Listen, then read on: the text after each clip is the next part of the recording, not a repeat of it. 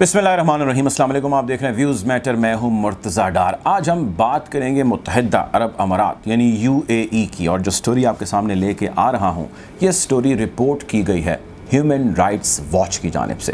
Human rights watch यानी HRW दुनिया के अंदर एक ऐसी बॉडी, एक ऐसी तंजीम, ऐसी ऑर्गेनाइजेशन है जो इंसानी हुकूक के लिए आवाज़ बुलंद करती है। ये दुनिया की जानी मानी ऐसी ऑर्गेनाइजेशन है जिसके हवाले से किसी को किसी भी किस्म के कोई ख़ास अभाम नहीं है। बहरहाल हर कोई अपनी राय ज़रूर रखता है। ह्यूमन राइट्स वॉच ने एक रिपोर्ट पब्लिश की है। उस रिपोर्ट का मतन ये है कि UAE एक टारगेटेड कैंपेन कर रहा है मुसलमान शिया कम्युनिटी के ख़िलाफ़, और उनको ज़बरदस्ती वहाँ से पकड़ के, उनको इंटेरोगेशन में रख के, उनके ऊपर बग़ैर कोई चार्जेस लगाए, बग़ैर किसी को कोई एक्सेस दिए वापस उनके ममालिक उनको डीपोर्ट कर रहा है।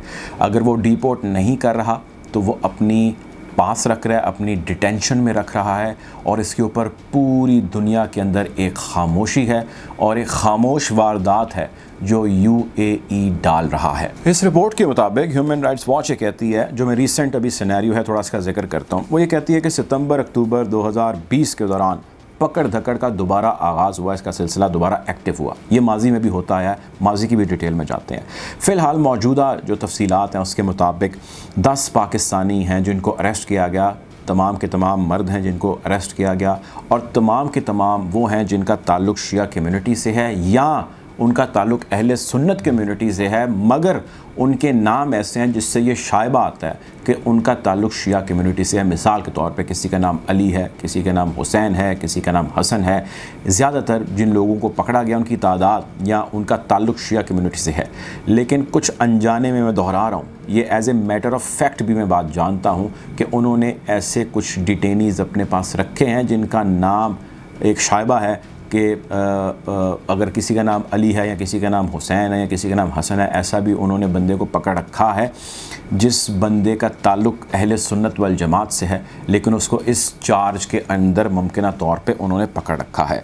6 हैं 10 में से जिनको डीपोर्ट पाकिस्तान कर दिया गया है, 4 हैं जो ज़ेर हिरासत हैं, और उन 4 में से एक की एक्सेस थी पाकिस्तान में अपनी फैमिली से राब्ते की, जो कि एक अरसे के बाद एक कॉन्टीन्यूटी से होता रहा और उसके बाद उसके अंदर भी गैप आ गया।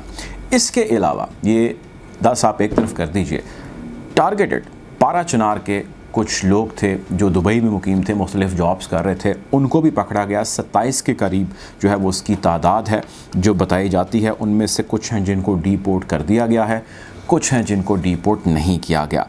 अब ये जो लोग पकड़े गए हैं, इनको पकड़ा कैसे गया, ये एक सवालिया निशान है। इसके लिए बहुत सारी चीज़ें हैं। ह्यूमन राइट्स वॉच की रिपोर्ट कहती है, मुख्तलिफ अखबारात जिन्होंने इस खबर को रिपोर्ट किया है वो ये कहते हैं कि तरीक़ा वारदात ये था कि दुबई की इंटेलिजेंस एजेंसीज़ CID इन लोगों को अंडर मॉनिटरिंग रखती है जिन पे उनको शक होता है या जिनके नाम ऐसे होते हैं या जिनका इनको इल्म हो जाता है, बेशक किसी ने डिक्लेयर ना किया हो कि उसका ताल्लुक़ किस मसलक से है।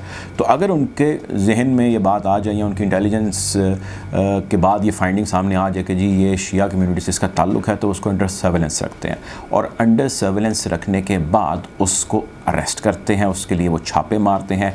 कुछ ब्लैक कपड़ों के अंदर भी छापे मारे उन्होंने, अपनी SUVs के अंदर, यानी वो बड़ी गाड़ियाँ जिस तरह डाले होते हैं उनके अंदर आए। कुछ लोग ऐसे हैं जो सिविल कपड़ों के अंदर आए और उन्होंने आके फ़ौरन उस शख्स को, उनको पता था कि इसको हमने अरेस्ट करना है, आते उसको पकड़ा, मुंह पे कपड़ा डाला, उसको हाथ पे हथकड़ियाँ लगाईं, गाड़ी में फेंका और उसको ले गए। कुछ ऐसे जो रेड्स किए गए उसमें ऐसे लोगों की मौके से जो चीज़ें मिल सकती थी, कोई लैपटॉप, मोबाइल या उसके डॉक्यूमेंट्स या ऐसी कोई भी चीज़ें या पासपोर्ट्स उसके थे, वो सारे अपने कब्ज़े में ले लिए।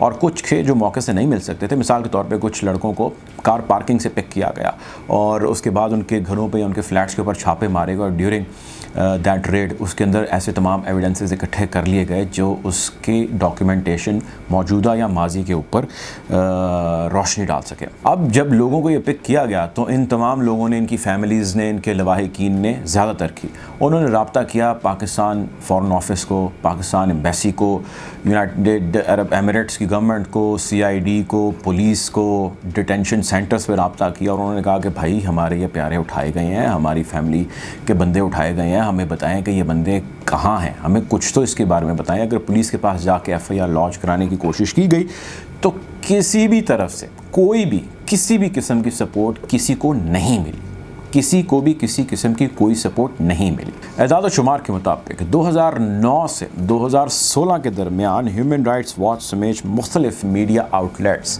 कई 100 लेबनानी शिया कम्युनिटी से ताल्लुक़ रखने वाले लोगों की डिपोर्टेशन और उनकी डिटेंशन, यानी उनको वापस लेबनान भेजना या उनको अपनी तहवील में रखने के हवाले से रिपोर्ट कर चुके हैं। लेकिन सितम ज़रीफ़ी इस पर यह है कि किसी भी किस्म की कोई भी सुनवाई नहीं है, कोई भी जवाब नहीं है, कोई भी रिज़ल्ट नहीं है, किसी भी चीज़ ने कभी कोई पॉजिटिव आउटकम नहीं दिया। जो दुबई की इंटेलिजेंस एजेंसीज़ या सीआईडी तय कर लेती हैं वो वही करती हैं। दुबई के कानून के मुताबिक आर्टिकल 47 ये कहता है कि आप किसी भी शख्स को अरेस्ट करेंगे तो आप 2 दिन में उसको अदालत के रूबरू या जज के रूबरू पेश करने के मजाज होंगे। आइन का आर्टिकल 28 ये कहता है यूएई का जो हेड ऑफ स्टेट है उसको ये इख्तियार है कि वो 106 दिन किसी भी शख्स को तहवील में रख सकता है अगर उस शख्स के पास से उसको कुछ ऐसे सबूत मिल जाएं जो दुबई के लिए या उसकी सिक्योरिटी के लिए या किसी भी हवाले से ख़तरनाक साबित हो सकते हैं। लेकिन ऐसे बहुत सारे केसेस हैं, या यूँ कह लीजिए ज़्यादातर केसेस हैं जिसमें इन आर्टिकल की धज्जियाँ उड़ाई जाती हैं। पाकिस्तानी हुक्काम इस सारे मामले में बेबस नज़र आते हैं। इंटरनेशनल कम्युनिटी इसके ऊपर ज़्यादातर खामोश है और कई लोग ऐसे हैं जैसे कि मैंने ज़िक्र किया जिनका ताल्लुक़ अहले सुन्नत वल जमात से है, जिनका ताल्लुक़ शिया कम्युनिटी से नहीं है, लेकिन सिर्फ़ उनके नामों की निस्बत या मुमासलत निकाल ली जाती है कि ये वो नाम हैं जो ज़्यादातर शिया कम्युनिटी के लोग रखते हैं, इसलिए उन लोगों को भी अरेस्ट किया जा रहा है। पकड़ने वालों की फैमिलीज़ बहुत सारी अनजान हैं, वो ये जानना चाहती हैं कि जो उनके बंदे मिसिंग हैं, जिनको पिक किया गया है, वो किस कंडीशन में हैं, वो किन हालात के अंदर हैं। कुछ लोगों से ह्यूमन राइट्स वॉच की जो बात हुई उनका कहना ये था कि हमें कोई बहुत ज़्यादा मैसिव किस्म का टॉर्चर हमारे पे नहीं किया जाता था, लेकिन हमसे इंटरोगेशन की जाती थी और इंटरोगेशन थोड़ी सख्त की जाती थी। 5 घंटे, 8 घंटे, 10 घंटे भी इंटरोगेशन की जाती थी।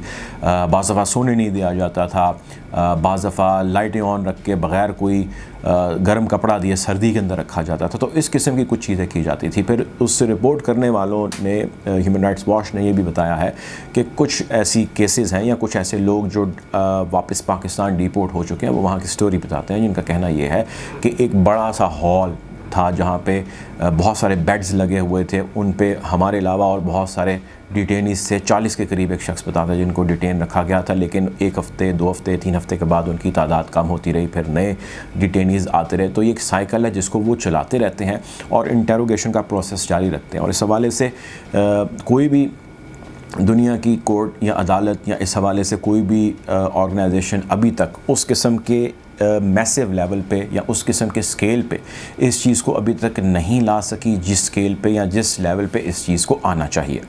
पाकिस्तान समेत दुनिया के और भी कुछ ममालिक हैं जिनमें उर्दन और लेबनान पेश हैं, जहाँ के मुसलमान या जहाँ के शहरी दुबई में आए और आके यहाँ पर क़याम पजीर हुए और यहाँ पे नौकरियाँ कर रहे हैं। और बहुत सारे ऐसे हैं जो कई सालों से हैं, कुछ ऐसे हैं जिनको 40 साल भी हो गए हैं, 40 ईयर्स। आप इमेजिन कीजिए कि एक शख्स एक मुल्क में रह रहा हो और वो CEO के ओहदे पर हो। तो इसमें CEO से लेके सेल्समैन से लेके मैनेजर लेवल से लेके मार्केटिंग के सुपरवाइज़र से लेके एक मज़दूर लेवल तक के भी शख्स को इन्होंने अरेस्ट किया है।